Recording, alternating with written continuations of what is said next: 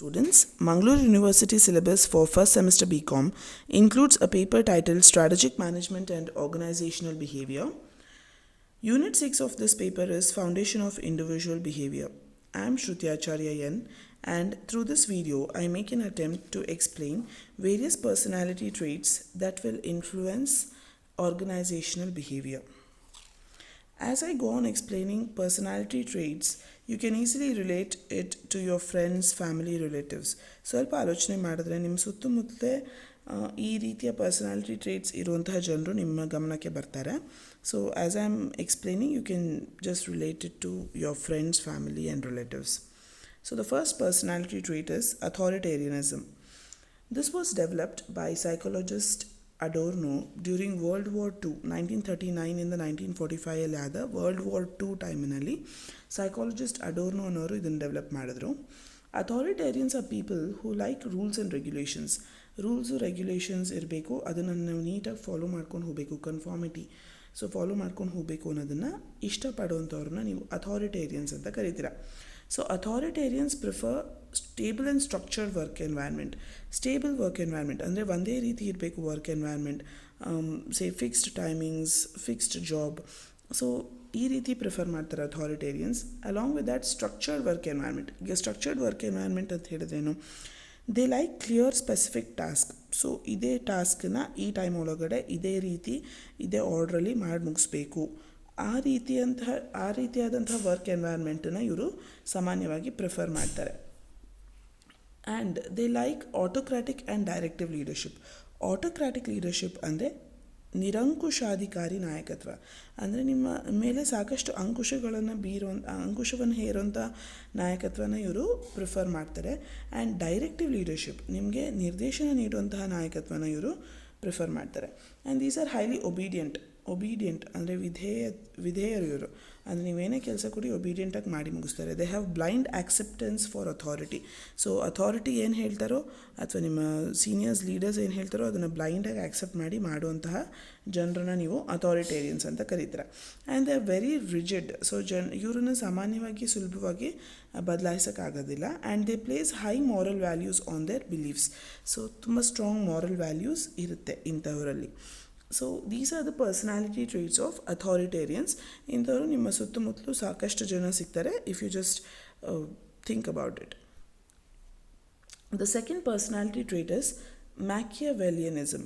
So this was derived from writings of Niccolo Machiavelli ಅನ್ನೋರ ಬರಹಗಳಿಂದ ಇದು derive ಆಗಿದೆ, machiavellianism.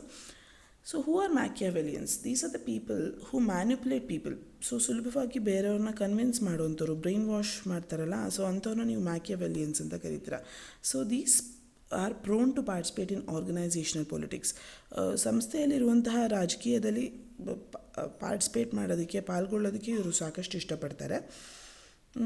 So these are the people who manipulate others, who convince others, who change others perception very easily. So these are good in jobs which require bargaining skills ಬೇಕಾದಂತಹ ಜಾಬ್ಗಳಲ್ಲಿ ಇವರು ತುಂಬ ಒಳ್ಳೆಯ ಕೆಲಸವನ್ನು ಮಾಡ್ತಾರೆ. ಸೊ ಎಂಥ ಜಾಬ್ಗಳಲ್ಲಿ ಬಾರ್ಗೇನಿಂಗ್ ಸ್ಕಿಲ್ಸ್ ಬೇಕಾಗುತ್ತೆ, so you are a labour union leader, so labour ನೆಗೋಸಿಯೇಷನ್ಸ್ಗೆ ಅಥವಾ ಕಮಿಷನ್ ಸೇಲ್ಸ್ಮೆನ್ ಆಗಿರಬಹುದು. ಸೊ ಇಂಥ ಪ್ಲೇಸಸಲ್ಲೆಲ್ಲ Machiavellians do best jobs. Next you have introversion and extroversion. Introversion and extroversion is related to interpersonal behavior. ಅಂದರೆ ಬೇರೆ ವ್ಯಕ್ತಿಗಳ ಜೊತೆ ನೀವು ಯಾವ ರೀತಿ ಇಂಟ್ರ್ಯಾಕ್ಟ್ ಮಾಡ್ತೀರಾ, how is your interpersonal skills. So ಇದ್ರ ಬಗ್ಗೆ ಇದು ಸಂಬಂಧಪಟ್ಟಿದೆ. And how social you are, so it is associated to that. So extroverts are people who are gregarious. So ಅವರು ದೇ ಪ್ರಿಫರ್ ಸಮೂಹವಾಸಿಗಳವರು. So they prefer to socialise, they want to mingle with people. So they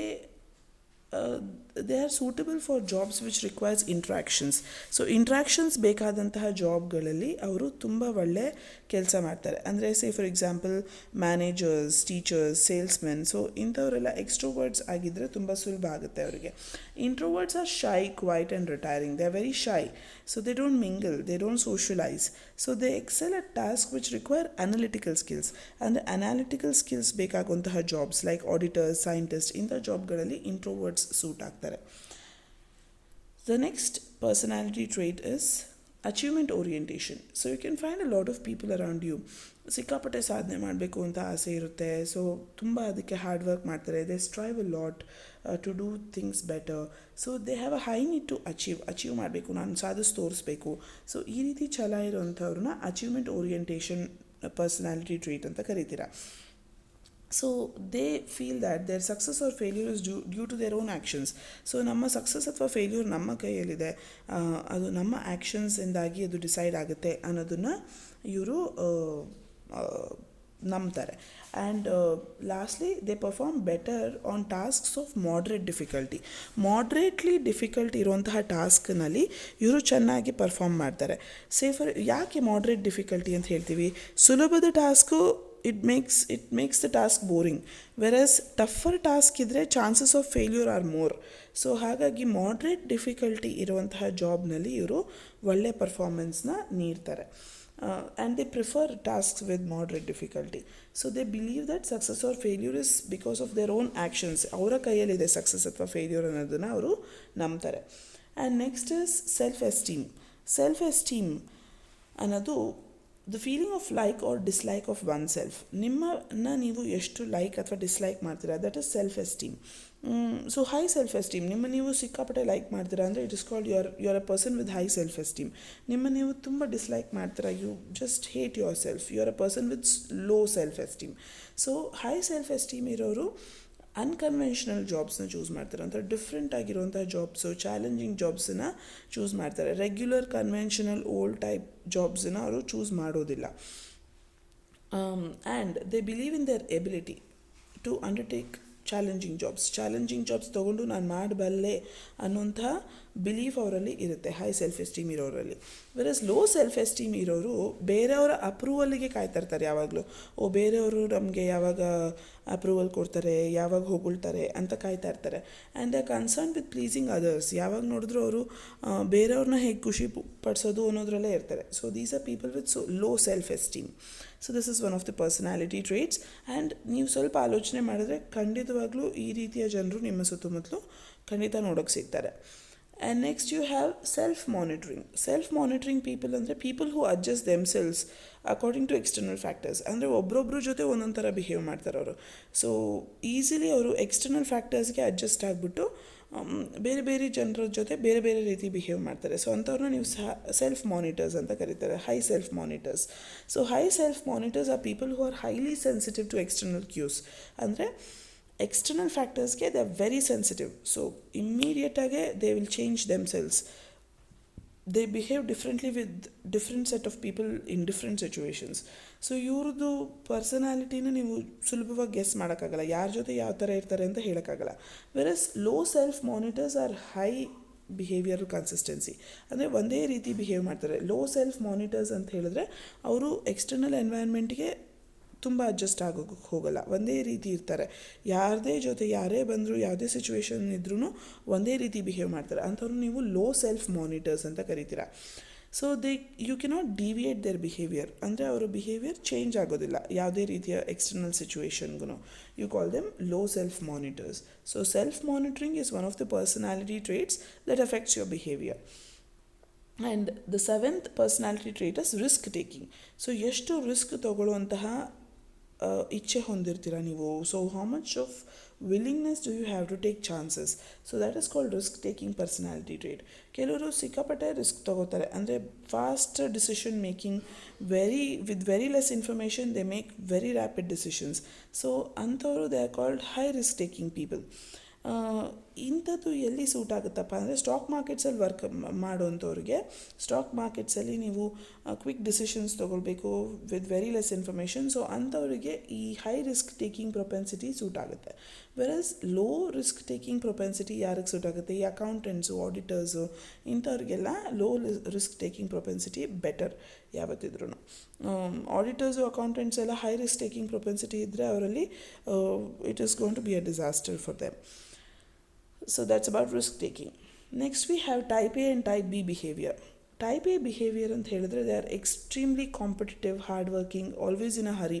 ನೀವು ನೋಡಿರ್ಬೋದು ಕೆಲವರು exams time ಬಂದರೆ exam ಇದ್ದರೆ ಅಥವಾ ಓದುವಾಗಲೂ ಅಷ್ಟೇ ದಿನ ಕಷ್ಟಪಟ್ಟು ಓದ್ತಾರೆ, ದಿನಾಗಲೂ ಓದ್ತಾರೆ, ಆಮೇಲೆ ಸಿಕ್ಕಾಪಟ್ಟೆ ರಾತ್ರಿ ಹಗಲು ಒಂದು ಮಾಡಿ ಕೆಲಸ ಮಾಡ್ತಾರೆ. So they are highly competitive. ಅವರು ತುಂಬ ಕೆಲಸ ಮಾಡಬೇಕು, ನಾನು ಏನೋ ಸಾಧನೆ ಮಾಡಿಬಿಡ್ಬೇಕು ಅನ್ನೋ ಥರ ಯಾವಾಗಲೂ ಕೆಲಸ ಮಾಡ್ತಿರ್ತಾರೆ. ಸೊ ಅಂಥವ್ರನ್ನ ನೀವು ಟೈಪ್ ಎ ಅಂತ ಕರಿತೀರ. Versus type B are people who are relaxed. ಕೆಲವರು ಎಕ್ಸಾಮ್ ಟೈಮ್ ಇದೆ, ಆರಾಮಾಗಿ ರಿಲ್ಯಾಕ್ಸ್ಡ್ ಆಗಿರ್ತಾರೆ, ಎಷ್ಟಾಗುತ್ತೋ ಅಷ್ಟು ಓದ್ಕೊಳ್ತಾರೆ, ಹೋಗ್ಬಿಟ್ಟು ಎಕ್ಸಾಮ್ ಬರೀತಾರೆ. But still they excel in the exams. So those are type B behaviours.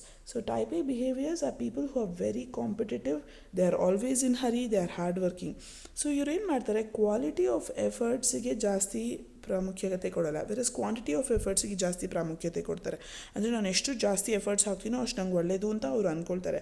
That is wrong. So ನಾವಿವಾಗ ಜನರಲಿ ಏನು ಹೇಳ್ತೀವಿ, ಇವ್ರು ತುಂಬ ಕೆಲಸ ಮಾಡ್ತಾರೆ, ತುಂಬ ಎಫರ್ಟ್ಸ್ ಹಾಕ್ತಾರೆ, so they should be going to higher levels in the organisation ಅಂತ ಅಂದ್ಕೊಳ್ತೀವಿ. But that is wrong. They make successful business, successful sales people, whereas type B climb to the top of the organization. Top level of the organization occupy ಮಾಡೋದು type B personality trait ಇರೋರು. ಯಾಕೆ? Because executive positions go to wise people. So ಯಾರು wise ಇರ್ತಾರೆ ಅಂಥವ್ರಿಗೆ top level work ಸಿಗುತ್ತೆ, executive position ಸಿಗುತ್ತೆ. Not to people who are very hasty, not to people who are very competitive or always in a hurry. So ಹಾಗಾಗಿ ನೀವು ನೋಡ್ಬೋದು ಕೆಲವರು ರಿಲ್ಯಾಕ್ಸ್ಡಾಗಿ ಕಾಮಾಗಿರ್ತಾರೆ ಎಕ್ಸಾಮ್ ಟೈಮಲ್ಲೂ, but still they get very good marks in the exams. So ಬೇರೆಯವ್ರಿಗೆಲ್ಲ full shock ಆಗಿಬಿಡುತ್ತೆ. The best example that I can give you is movie 3 Idiots. So in that movie you can see that hero Amir Khan's role play ಮಾಡಿರೋ Ranchor Das Chanchad ಅನ್ನೋ character. He's very cool and very relaxed all the time, but he scores first rank all the time. So this is type B characteristic or type B personality trait. Next is locus of control. So locus of control ಅಂದರೆ ಈಗ there are two types. One is internal locus of control and the second one is external locus of control. So ಈಗ locus of control ಅಂತ ಹೇಳಿದರೆ basically ಯಾರ ಕೈಯಲ್ಲಿದೆ power ಅಂತ. So internal locus of control ಅನ್ನೋರು ಏನಂತ ಅಂದ್ಕೊಳ್ತಾರೆ, ನನ್ನಲ್ಲೇ ಇದೆ ಕಂಪ್ಲೀಟ್ ಕಂಟ್ರೋಲ್, ನಾನೇನು ಮಾಡ್ತೀನೋ ಅದೆಲ್ಲ ಫುಲ್ಲು ನನ್ನ ಕಂಟ್ರೋಲಲ್ಲಿದೆ ಅಂತ ಅಂದ್ಕೊಳ್ತಾರೆ. So they feel that they are masters of their own fate. ನನ್ನ ಡೆಸ್ಟಿನಿ ನಾನೇ ಬರಿತೀನಿ, ನನ್ನ ಹಣೆ ಬರೋಣ ನಾನೇ ಬರಿತೀನಿ ಅಂತ ಹೇಳ್ತಾರಲ್ಲ, ಅಂಥವ್ರನ್ನ ನೀವು ಇಂಟರ್ನಲ್ ಲೋಕಸ್ ಆಫ್ ಕಂಟ್ರೋಲ್ ಅಥವಾ ಇಂಟರ್ನಲ್ಸ್ ಅಂತ ಕರಿತೀರ. Okay, so they are very socially active, they prefer participative management. So ಅವರು ಮ್ಯಾನೇಜ್ಮೆಂಟಲ್ಲಿ ಪಾರ್ಟಿಸಿಪೇಟ್ ಮಾಡೋಕ್ಕೆ ಇಷ್ಟಪಡ್ತಾರೆ, ಡಿಸಿಷನ್ ಮೇಕಿಂಗಲ್ಲಿ ಪಾರ್ಟಿಸಿಪೇಟ್ ಮಾಡೋಕ್ಕೆ ಇಷ್ಟಪಡ್ತಾರೆ, ತಮ್ಮ ಐಡಿಯಾಸ್ನ ಶೇರ್ ಮಾಡ್ಕೊಳ್ಳೋಕೆ ಇಷ್ಟಪಡ್ತಾರೆ. They are socially active, socially ಅವರು ಇನ್ವಾಲ್ವ್ ಆಗ್ತಾರೆ. Virus external locus of control ಅನ್ನೋರು ಯಾರಪ್ಪ ಅಂದರೆ people who believe that things are out of their control, events are beyond their control. ಅಂದರೆ ನಮ್ಮ ಕೈಯಲ್ಲಿ ಏನೂ ಇಲ್ಲ, ಎಲ್ಲ ಡೆಸ್ಟಿನಿ, ಎಲ್ಲ ಫೇಟು, ಎಲ್ಲ ಹಣೆ ಬರಹ ಅಂತ ಹೇಳೋರನ್ನ ನೀವು ಎಕ್ಸ್ಟರ್ನಲ್ ಲೋಕಸ್ ಆಫ್ ಕಂಟ್ರೋಲ್ ಅಥವಾ ಎಕ್ಸ್ಟರ್ನಲ್ಸ್ ಅಂತ ಕರಿತೀರ. So they are less satisfied with the jobs. Generally ಇವರು ಜಾಬ್ ಸ್ಯಾಟಿಸ್ಫ್ಯಾಕ್ಷನ್ ತುಂಬ ಕಮ್ಮಿ ಇರುತ್ತೆ ಅಥವಾ ಹೈಯರ್ ಆಬ್ಸೆಂಟೀಸಮ್ ಇರುತ್ತೆ ಇಂಥವರಲ್ಲಿ, ಎಕ್ಸ್ಟರ್ನಲ್ ಲೋಕಸ್ ಆಫ್ ಕಂಟ್ರೋಲ್ ಇರೋಲ್ಲಿ. So we have finished all the personality traits with this. So we will move on to the end of this particular session, the summary. So personality profiles ಅನ್ನೋದನ್ನು ನಾವೇನಕ್ಕೆ ಈ ಥರ categorize ಮಾಡ್ತೀವಪ್ಪ ಅಂದರೆ to predict the performance. So ಈ ರೀತಿಯ personality traits categorise ಆಗಿರೋದ್ರಿಂದ ನೀವು ಜನರ ಪರ್ಫಾರ್ಮೆನ್ಸ್ನ ಪ್ರಿಡಿಕ್ಟ್ ಮಾಡ್ಬೋದು. ಸೊ ಆ ರೀತಿ ಇದು ನಿಮಗೆ ಸಹಾಯ ಮಾಡುತ್ತೆ. And one more is people with similar personality traits tend to get along well. So generally similar ನಿಮ್ಮ ಥರದವ್ರನ್ನೇ ನೀವು ಸಾಮಾನ್ಯವಾಗಿ ಫ್ರೆಂಡ್ಶಿಪ್ ಮಾಡ್ಕೊಳ್ತೀರ ಅಲ್ವಾ. You get along well with people who are like you. So that is also there. So whom do you gel well, ಯಾವ ರೀತಿ ನಾವು team formation ಮಾಡಬಹುದು, ಯಾರನ್ನೆಲ್ಲ ಒಂದು ಟೀಮಲ್ಲಿ ಹಾಕ್ಬೋದು. ಸೊ ಈ ಥರದ ಡಿಸಿಷನ್ ತೊಗೊಳೋದಕ್ಕೂ ಪರ್ಸನಾಲಿಟಿ ಟ್ರೇಟ್ಸನ್ನು ಸ್ಟಡಿ ಮಾಡಿದ್ರೆ ಸಹಾಯ ಆಗುತ್ತೆ ಮ್ಯಾನೇಜರ್ಸ್ಗೆ. So I hope you have understood this particular concept. For further reference, you may always refer two books. One is Organizational Behavior, authored by Ashwatthappa K, published by Himalaya Publishing House, and one more is Organizational Behavior, Text and Cases, authored by Shashi K Gupta and Rosie Joshi, published by Kalyani Publishers. Thank you so much.